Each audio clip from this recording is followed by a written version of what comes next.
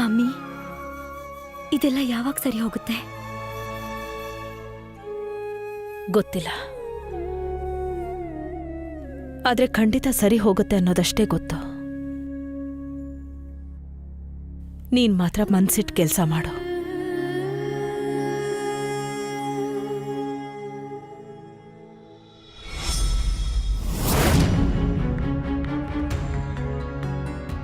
ಅಯ್ಯೋ, name plate ನೀವೇ ತೆಗೆದ್ಬಿಟ್ರಾ? ಅಲ್ಲ, ನಾನು ಪಿವನ್ಗೆ ಹೇಳಿದ್ದೆ. ಎನಿವೇ, ನಿನ್ನ ಕ್ಯಾಬಿನ್ವರೆಗೂ ಹೋಗಿದ್ದೆ ಅಂದರೆ ಖಂಡಿತ ನಿಮ್ಮ ಸೊಸೆ ಲೆಟ್ ಮಿ ಕರೆಕ್ಟ್ ಮೈ ಸೆಲ್ಫ್, ನಮ್ಮ ಕಂಪನಿಯ ಫ್ರೆಶ್ ಟ್ಯಾಲೆಂಟ್ ಮಿಸಸ್ ತುಷಾರ್ ಅವ್ರನ್ನ ಭೇಟಿ ಆಗಿರಲೇಬೇಕಲ್ವಾ? Yes, I met her way before you did. ಸಖತ್ತಾಗಿದೆ ಅಲ್ವಾ? ಯಾವ ಕೆಲಸನ ನಾನು ಮಾಡ್ತಿದ್ನೋ ಈಗ ಅದನ್ನ ನನ್ನ ಸೊಸೆ ಮಾಡ್ತಾಳೆ. ಹೇಗಿದೆ ಅಂದ್ರೆ ನಿನ್ನ ಕಂಪನಿಲಿ ನಮ್ಮ ಮನೆಯವರಿಲ್ಲದೆ ಕೆಲಸನೇ ಆಗಲ್ಲ ಅನ್ಸುತ್ತೆ. ಈಗ ನೋಡು, ನನ್ನನ್ನ ನನ್ನ ಮನೆಯವರೇ ರೀಪ್ಲೇಸ್ ಮಾಡಿದ್ದಾರೆ. ಯಾರೋ ಜೂನಿಯರ್ ಧನಂಜಯ್ ಅಲ್ಲ. ಡೋಂಟ್ ವರಿ, ನಾವಿಲ್ಲಿ ಇರುವಾಗ ನಿನ್ನ ಕಂಪನಿ ಬಗ್ಗೆ ಚಿಂತೆ ಮಾಡೋ ಅವಶ್ಯಕತೆ ಇಲ್ಲ. ಆದರೂ ಒಪ್ಪಲೇಬೇಕು ಬಿಡು. ನಿನ್ನ ಮುಂದೆ ಎಷ್ಟು ಜನ ಬಂದು ಹಾಗೆ ಹೊರಟೋದ್ರು, ಯಾರು ನಿಂತಿಲ್ಲ, ಕಾವ್ಯ ಒಬ್ಬಳನ್ನ ಬಿಟ್ಟು.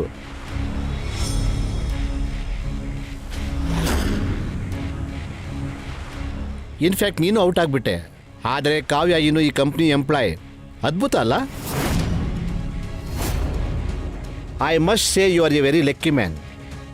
ನಿನ್ನ ಸುತ್ತಮುತ್ತ ಇರೋ ಹೆಂಗಸರು ಹೇಗೆ ಬೆಳೀತಾ ಇದ್ದಾರೆ ಅಂದರೆ, ಅದು ನಿನ್ನ ಸ್ಪೆಷಲ್ ಫ್ರೆಂಡ್ ಕಾವ್ಯ ಆಗಿರಲಿ ಅಥವಾ ನಿಮ್ಮ ಸೊಸೆ ಖುಷಿ. ಎನಿವೇ, ಇದನ್ನು ತಗೋ. ಇದು ನನ್ನ ರೆಫರೆನ್ಸ್ ಲಿಸ್ಟ್. ಇದ್ರ ಬೇಸಿಸ್ ಮೇಲೆ ನಿನಗೆ ಒಂದಲ್ಲ ಒಂದು ಕಡೆ ಕೆಲಸ ಸಿಕ್ಕೇ ಸಿಗುತ್ತೆ. ಐ ಮೀನ್, ನೀನು ಈ ಕಂಪ್ನಿಗೋಸ್ಕರ ಎಷ್ಟೊಂದು ವರ್ಷಗಳನ್ನು ಮೀಸಲಾಗಿಟ್ಟಿದ್ದೆ. ಅಫ್ಕೋರ್ಸ್ ಅದಕ್ಕೆ ಬದಲಾಗಿ ಇಷ್ಟಾದರೂ ಮಾಡಲೇಬೇಕಲ್ವ ನಿನಗೋಸ್ಕರ?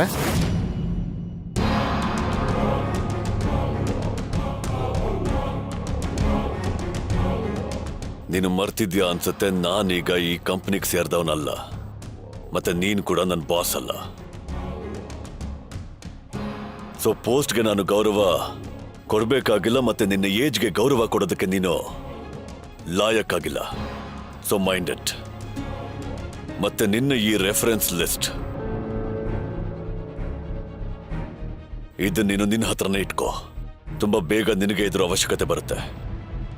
ಯಾಕಂದ್ರೆ ನಾನಿನ್ನು ಬರೀ ಈ ಕಂಪನಿ ಬಿಟ್ಟಿದ್ದೀನಿ, ಕಾರ್ಪೊರೇಟ್ ವರ್ಲ್ಡ್ ಅಲ್ಲ. ಸಂಬಂಧ ಏನೋ ಹಾಳಾಗಿತ್ತು, ಈಗ ಹಣೆ ಬರಹನೂ ಹಾಳಾಗ್ತಿದೆ. ದೇವ್ರ ದಯೆಯಿಂದ ಇವ್ರಿಗೆ ಬೇರೆ ಯಾವುದಾದ್ರೂ ಒಳ್ಳೆ ಕೆಲಸ ಸಿಗ್ಲಿ, ಅದರಿಂದ ಖುಷಿನೂ ತನ್ನ ಕೆಲಸನ ನಿರಾಳವಾಗಿ ಮಾಡ್ಬೋದು.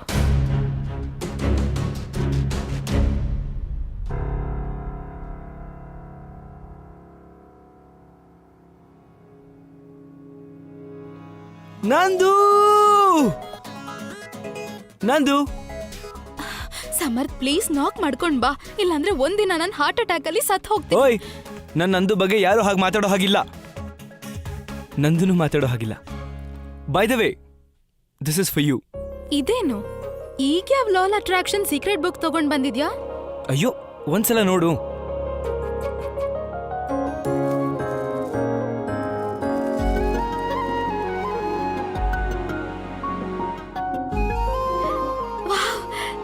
It's so pretty.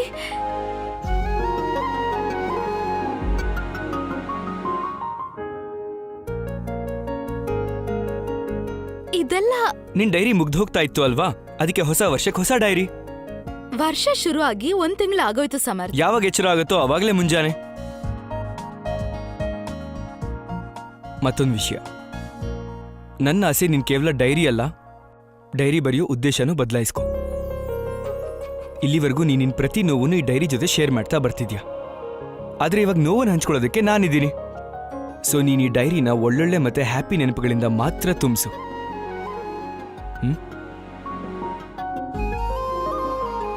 ಹ್ಯಾಶ್ಟ್ಯಾಗ್ ನೀನ್ ಎಲ್ಲ ಬರ್ದಿಲ್ಲ ಅಂದ್ರೂ ನಡೆಯುತ್ತೆ, ಆದ್ರೆ ಏನೇ ಬರೆದ್ರು ಹೇಗಿರ್ಬೇಕು ಅಂದ್ರೆ, ಫ್ಯೂಚರಲ್ಲಿ ನೀನೇನಾದ್ರೂ ಅದನ್ನ ಓದಿದ್ರೆ ನಿನ್ ಮುಖದಲ್ಲಿ ಒಂದು ಒಳ್ಳೆ ಸ್ಮೈಲ್ ಬರಬೇಕು.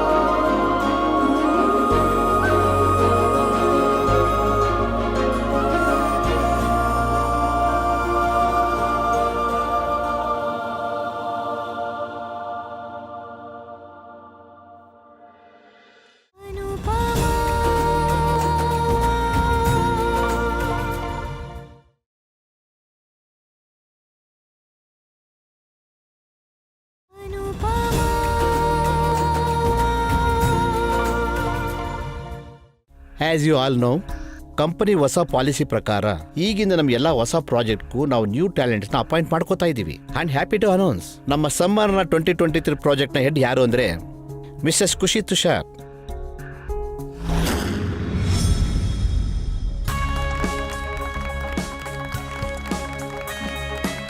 Thank you sir. Welcome on board. ನನಗೆ ಅರ್ಥ ಆಗುತ್ತೆ ಇದು ನಿಮಗೆ ಮೊದಲನೇ ಪ್ರಾಜೆಕ್ಟ್ ಅಂತ, but you don't very.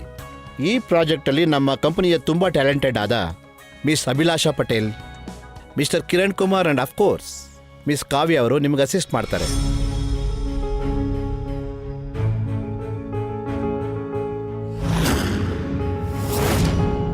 So all the best to all of you and specially to you. Thank you sir. Good luck. See you. ತುಂಬಾ ಖುಷಿ ಆಗ್ತಿರ್ಬೇಕಲ್ಲ ನನ್ನ ತಲೆ ಮೇಲೆ ಕೂತ್ಕೊಂಡು.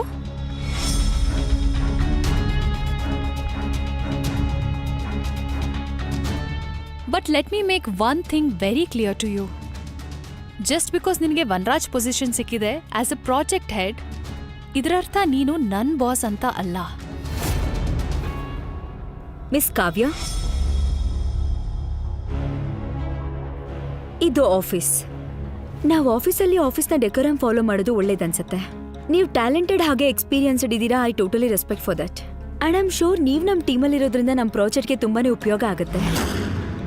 So let's just concentrate on our project. ನಾನು ನನ್ನ ಪ್ರೊಫೆಷನಲ್ ಲೈಫ್ ಮತ್ತೆ ಪರ್ಸನಲ್ ಲೈಫ್ನ ಬೇರೆ ಆಗಿರ್ತೀನಿ, ಹಾಗೆ ನಿಮ್ಮಿಂದ ಅದನ್ನೇ ಎಕ್ಸ್ಪೆಕ್ಟ್ ಮಾಡ್ತಿದ್ದೀನಿ.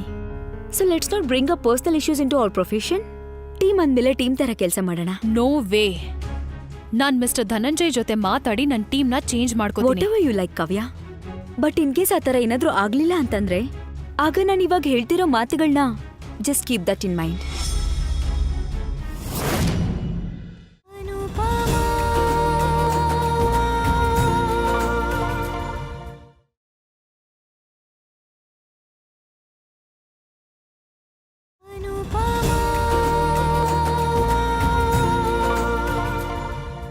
ನೋಡು ನೋಡು ನೋಡು ನೋಡು, ಆ ಮಡಕೆ ಹತ್ರ ಮೂಲೆಯಲ್ಲಿ ಧೂಳು ಇನ್ನೂ ಹಾಗೇನೆ ಇದೆ. ಕ್ಲೀನ್ ಮಾಡು ಸರಿಯಾಗಿ.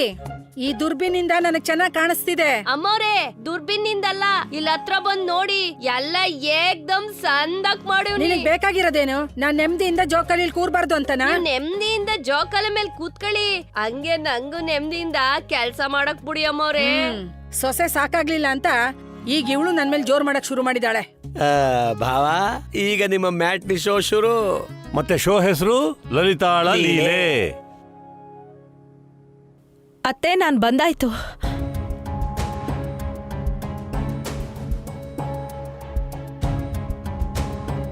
ಒಳ್ಳೇದಾಯ್ತು ನೀನ್ ಬಂದಿದ್ದು. ಈ ಜಮುನಾ ಅಂತೂ ನನ್ ತಲೆ ಕೆಡಿಸ್ಬಿಟ್ಟಿದ್ದಾಳೆ. ಮೊದಲನೇ ದಿನನೇ ಎದುರುತ್ರ ಕೊಡ್ತಿದ್ದಾಳೆ. ನೋಡಿ ಅಕ್ಕ, ಅಮ್ಮವ್ರ ನಂಗೆ ನೆಮ್ಮದಿಯಾಗಿ ಕೆಲ್ಸ ಮಾಡಕ್ಕೂ ಬಿಡ್ತಿಲ್ಲ. ಅಕ್ಕ ಮತ್ತೆ ಜಮುನಾ ಮಧ್ಯೆ ಜಗಳ. ಇದರಲ್ಲಿ ಯಾರು ಗೆಲ್ಬಹುದು? ಅನುಪಮ ಈ ಜಗಳನ ನಿಲ್ಸೋಕಾಗತ್ತಾ? ಅನುಪಮ ಮನೆ ಶಾಂತಿ ಮರುಸ್ಥಾಪನೆ ಮಾಡ್ತಾಳ. ಅದಕ್ಕಾಗಿ ನೀವು ನೋಡ್ಲೇಬೇಕು ಲಲಿತಾಳ ಲೀಲೆ.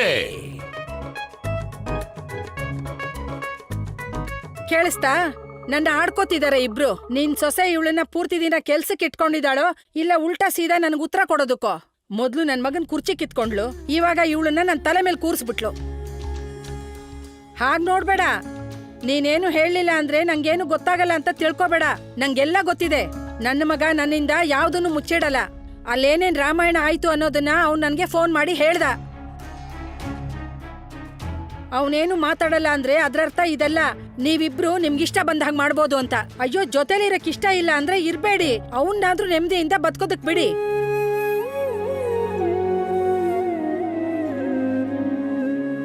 ಸರಿ ಅತ್ತೆ.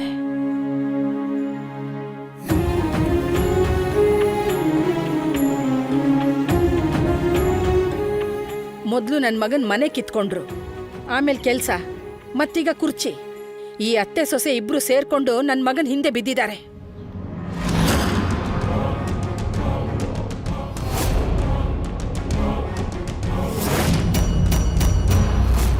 ಈ ನೋಟಿಸ್ಗೆ ಉತ್ತರ ಆದಷ್ಟು ಬೇಗ ಕೊಡಿ.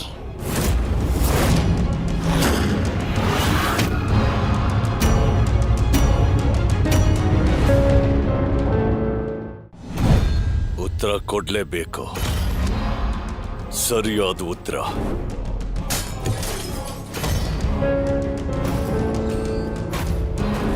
ಇದ್ರಲ್ಲಿ ಏನ್ ಬರ್ತಿದೆ ಅಂದ್ರೆ ನೀವು ಮೆಂಟಲಿ ಅನ್ಸ್ಟೇಬಲ್ ಅಂತೆ. ಈಗ ನನಗೆ ಹೇಳ್ಬೇಡ ನಿನ್ ಮೆಂಟಲ್ ಕಂಡೀಷನ್ ಚೆನ್ನಾಗೇ ಇದೆ, ಏನು ಆಗಿಲ್ಲ ಅಂತ. ನಿನಗೂ ಗೊತ್ತಿದೆ ನೀನು ಮೆಂಟಲಿ ಅನ್ಸ್ಟೇಬಲ್ ಆಗಿದ್ಯಾ. ನಿನಗೆ ಗೊತ್ತು ನಿನ್ ತಲೆ ಸರಿ ಇಲ್ಲ ಅಂತ, ಮಾನಸಿಕವಾಗಿ ನಿನಗೆ ಹುಷಾರಿಲ್ಲ ಅಂತ.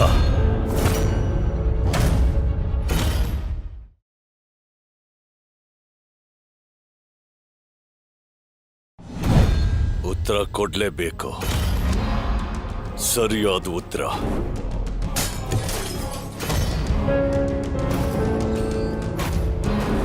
ಇದ್ರಲ್ಲಿ ಏನ್ ಬರ್ತಿದೆ ಅಂದ್ರೆ ನೀವು ಮೆಂಟಲಿ ಅನ್ಸ್ಟೇಬಲ್ ಅಂತೆ. ಈಗ ನನಗೆ ಹೇಳ್ಬೇಡ ನಿನ್ ಮೆಂಟಲ್ ಕಂಡೀಷನ್ ಚೆನ್ನಾಗೇ ಇದೆ, ಏನು ಆಗಿಲ್ಲ ಅಂತ. ನಿನಗೂ ಗೊತ್ತಿದೆ ನೀನು ಮೆಂಟಲಿ ಅನ್ಸ್ಟೇಬಲ್ ಆಗಿದ್ಯಾ. ನಿನಗೆ ಗೊತ್ತು ನಿನ್ ತಲೆ ಸರಿ ಇಲ್ಲ ಅಂತ, ಮಾನಸಿಕವಾಗಿ ನಿನಗೆ ಹುಷಾರಿಲ್ಲ ಅಂತ.